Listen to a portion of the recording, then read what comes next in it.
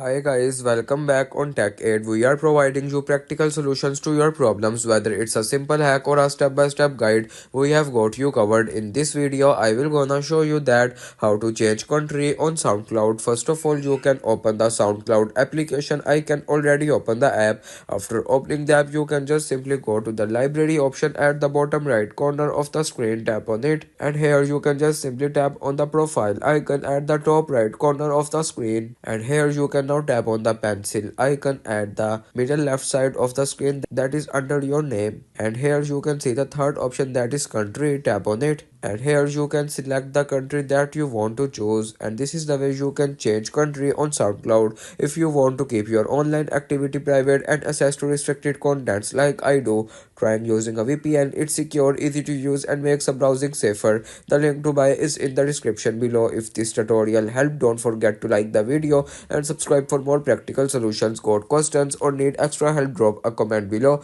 and we will be happy to assist. See you in the next one. Thanks for watching.